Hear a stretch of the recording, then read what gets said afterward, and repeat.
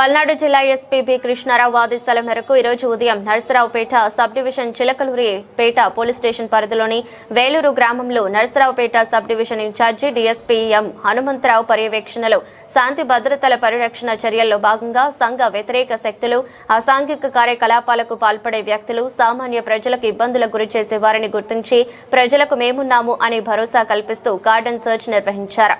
ఈ cordon search కార్యక్రమం నందు పోలీసు అధికారులను మరియు సిబ్బందిని బృందాలుగా విభజించి రౌడీ షీటర్లు, ట్రబుల్ మాంగర్స్, పాత కేసులలోని నిందితులపై ప్రత్యేక నిఘా, ఇల్లు పరిసర ప్రాంతాలలో విస్తృత తనిఖీలు చేపట్టారు.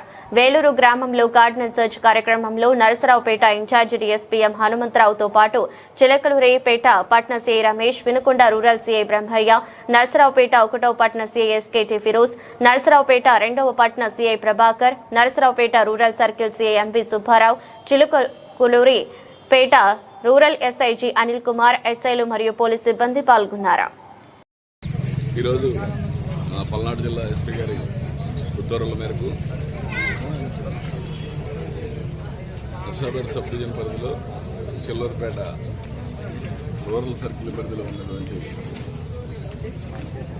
వేలూరు అనేటువంటి ఈ విలేజ్లో సబ్ డివిజన్ సిబ్బంది అంతా ఆఫీసర్స్ నన్ను ఒక 100 మందితోటి కార్డన్ సర్చ్ ఆపరేషన్ చేయడం జరిగింది.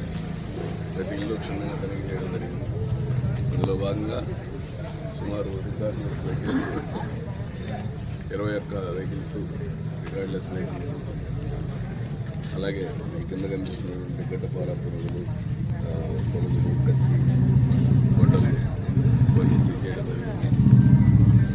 ముఖ్యంగా ప్రతి ఊర్లో కూడా ఈ రికార్డ్లెస్ వెహికల్స్, దొంగ వెహికల్స్ వస్తున్నాయి బాగా. వాటన్నింటినీ కూడా సీజ్ చేసుకొని పెట్టడం జరుగుతుంది. ఎవరు కూడా అట్లా వాడటం వల్ల అంతవరకు పర్లేదు, వాళ్ళ దగ్గర నుంచి వేరే వాళ్ళు తీసుకెళ్ళి దొంగతనాలు చేస్తున్నారు, రకరకాల వాటికి వాడుతున్నారు. సో అందుకని ఏమాత్రం రికార్డు లేకపోతే వెహికల్ సీజ్ చేయబడింది. ఒకటి. రెండోది, ప్రతి 2 వీలర్ వాడేటువంటి ప్రతి వ్యక్తి కూడా ఖచ్చితంగా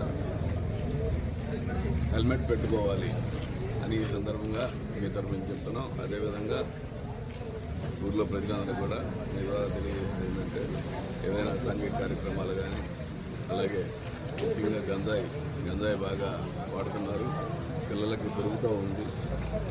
అది దొరకకుండా మ్యాక్సిమం ట్రై చేస్తున్నాము, మేము అందరినీ అరెస్ట్ చేస్తున్నాము. వాడినా, తాగినా, అమ్మినా, ఉంచుకున్నా అది నేరమే. కాలేజీ పిల్లలకు బాగా అనువుగా ఇస్తున్నారు. వాళ్ళందరినీ మధ్య అరెస్ట్ చేయడం జరిగింది. దాదాపు 30 మంది